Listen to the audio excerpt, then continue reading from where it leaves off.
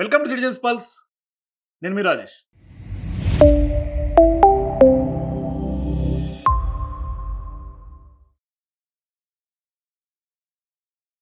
తొందరలోనే మళ్ళా 9,000 కోట్ల రూపాయలు రైతు భరోసా కార్యక్రమంలో భాగంగా మున్సిపల్ ఎన్నికలు ముగిసిన వెంటనే మీ ఖాతాలలో రైతు భరోసా నిధులు వేసే బాధ్యత రాష్ట్ర ప్రభుత్వం తీసుకుంటుంది.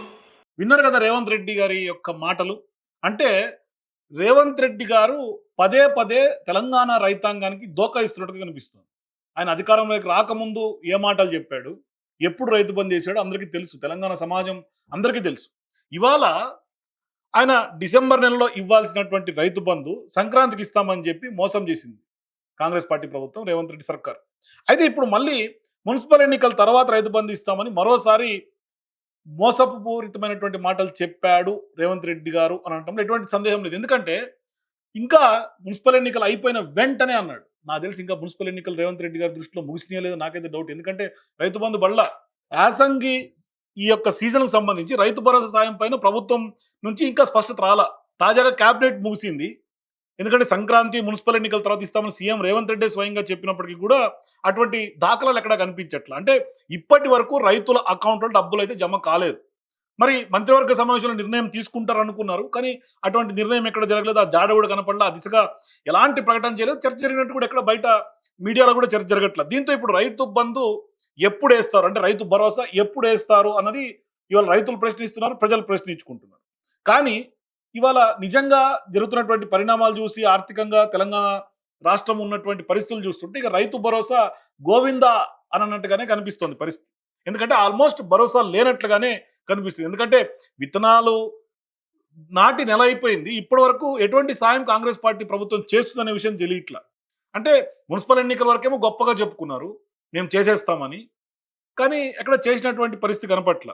మరి ఇప్పుడు రైతు భరోసా పడకపోవడంతో రైతులందరూ వడ్డీ వ్యాపారాల దృష్టికి వెళ్తున్నారు, వాళ్ళ దగ్గరికి వెళ్తున్నారు, అప్పులు తెచ్చుకుంటున్నారు. మరి డిసెంబర్ చివరిలోనే అన్నదాతలకు పెట్టుబడి సాయం అందించాల్సినటువంటి పరిస్థితి అది ఎక్కడ అందలేదు. విత్తనాలకు కానీ ఎరువులకు కానీ ఎటువంటి సాయం అందలేదు. గతంలో బీఆర్ఎస్ పార్టీ ప్రభుత్వ 10 ఏళ్లలో కూడా రైతు బంధు సకాలంలోనే పడినాయి, కానీ దాన్ని కూడా వక్రీకరించి మాట్లాడినటువంటి నేపథ్యం ఉంది రేవంత్ రెడ్డి గారు. అట్లాగే పెద్ద ఎత్తున రైతులకి పూర్తి స్థాయిలో మేము వెళ్ళి లోన్లు తెచ్చుకోండి అని చెప్పినటువంటి దాఖలాలు కూడా చూసాం మనం. కానీ ఆయన వచ్చినప్పటి నుంచి కూడా కాంగ్రెస్ పార్టీ అధికారంలోకి వచ్చిన తర్వాత ఏ రోజు కూడా రైతులకి చెప్పినటువంటి మాట నిలుపుకున్నటువంటి పరిస్థితి లేదు. నట్టేట ముంచుతున్నారు. ఆఖరికి ఇవాళ పవర్ కట్స్ విషయం తీసుకుంటే ఫ్రీ పవర్ కూడా సరిగ్గా ఇవ్వట్ల. పవర్ కట్స్ విషయంలో ట్రాన్స్ఫార్మర్లు కలిపి లాస్ట్కి కాడిల్ని ఎట్లయితే మోసుకుంటూ వెళ్తారో ఆ విధంగా ట్రాన్స్ఫార్మర్లు కాలిపోయినటువంటి ట్రాన్స్ఫార్మర్లు మోసుకెళ్తున్నటువంటి పరిస్థితి రైతు దుస్థితి తెలంగాణలో. మరొకసారి గతంలో ఉమ్మడి ఆంధ్రప్రదేశ్లో రైతాంగం పరిస్థితి ఏ విధంగా ఉందో అటువంటి దుస్థితికి వెళ్ళిపోతుంది. ఆనాటి పాలన తీసుకొస్తాను అని చెప్పినటువంటి రేవంత్ రెడ్డి గారు నిజంగానే ఆనాటి పాలన తీసుకొస్తున్నట్టుగానే కనిపిస్తోంది ఇప్పుడు జరుగుతున్నటువంటి పరిణామాలు. ఎందుకంటే రైతులకు పెట్టుబడి సాయాన్ని 16,000 సాయం చేస్తానని చెప్పి అబద్ధంగా చెప్పినటువంటి రేవంత్ రెడ్డి గారు 12,000కి తగ్గించారు. 16 అని చెప్పి 12కి తగ్గించారు, కుదిచ్చారు. రేవంత్ ప్రభుత్వం నిర్ణయం తీసుకుంది. కానీ విత్తనాలకు సంబంధించి కానీ ఎరువులకు సంబంధించి కానీ కొనుక్కోవడానికి ఎక్కడ కూడా రైతు బంధు సాయం అందజేసినటువంటి దాఖలాలు లేవు. అటువంటి అంటే సకాలంలో సాయం ఇవ్వకపోవటం, దాంతో రైతుల అప్పులు పెరిగిపోవటం, ఇట్లా రైతాంగం కుదేలైపోతుంది. తీవ్రమైనటువంటి ఆర్థిక ఇబ్బందులు ఇవాళ తెలంగాణ రైతాంగం ఎదుర్కొంటోంది. మరి అటువంటి సందర్భాల్లో కాంగ్రెస్ పార్టీ అధికారంలోకి వచ్చిన తర్వాత రైతులకు రైతు భరోసా సాయాన్ని కేవలం వానాకాల సీజన్లో మాత్రమే పూర్తిగా అందజేసినట్టుగా చెప్పుకోవచ్చు. 2 ఏళ్లుగా అన్నదాతలకు మోసపూరితమైనటువంటి హామీలే ఇస్తూ ముందుకెళ్తూ ఉన్నారు. అంటే ఇప్పటిదాకా రైతు భరోసా మీద స్పష్టత లేదు. ఎందుకంటే యాసంగి సీజన్ వచ్చేసింది. దానికి సంబంధించి రైతు భరోసా ఎప్పుడు ఇవ్వాలి, ఎట్లా ఇవ్వాలి అనేది క్లారిటీ లేదు. కాంగ్రెస్ పార్టీ ప్రభుత్వం దగ్గర స్పష్టత రాలేదు. ఈవెన్ క్యాబినెట్లో కూడా ఎక్కడ కూడా డెసిషన్ తీసుకున్నట్టుగా లేదు. సాగుకు యోగ్యమైనటువంటి భూములకే రైతు భరోసా సాయాన్ని అందజేస్తామని ఒక ఏడాది నుంచి కాంగ్రెస్ పార్టీ చెప్తూ వస్తోంది. అది కేవలం కాలయాపనగానే ముగుస్తోంది తప్పితే ఎక్కడ కూడా ఇచ్చినటువంటి దాఖలాలు లేవు. 3 నెలలు అవుతున్నాయి, ఇప్పటివరకు ఏమీ తేల్చినటువంటి దుస్థితి ప్రస్తుతం తెలంగాణలో కనిపిస్తోంది. మరి రైతులకేమో చేసినటువంటి అప్పులు తీర్చే పరిస్థితి కనిపించట్లేదు. కనీసం అంటే బీఆర్ఎస్ పార్టీ హయాంలో కనీసం 10,000 రూపాయల చొప్పున రైతు బంధు సాయం అందజేసేవాళ్ళు, కానీ ఇవాళ అది కూడా లేదు. జిల్లా వ్యాప్తంగా చాలా జిల్లాల్లో కొన్ని లక్షల ఎకరాల వ్యవసాయం సాగైతే ఇప్పుడు వాటికి కనీసం కోట్లకు పైగా ఆయనే చెప్పాడు 9,000 కోట్లు ఖర్చు అవుతుంది ఇచ్చేస్తామని చెప్పి. కానీ ఇప్పుడు 9,000 కోట్లు ఆర్థికంగా ఆర్బీఐ దగ్గర నుంచి తెచ్చుకున్నప్పటికీ కూడా ఇచ్చినటువంటి దాఖలాలు లేవు. మరి అది భరోసా ఏది రైతులకు అనేది ఇవాళ నిజంగానే చాలా మంది తెలంగాణ ప్రజానీకం ప్రశ్నిస్తుంది, రైతులు ప్రశ్నిస్తున్నారు. నిజంగానే రైతుకు భరోసా లేదు తెలంగాణలో.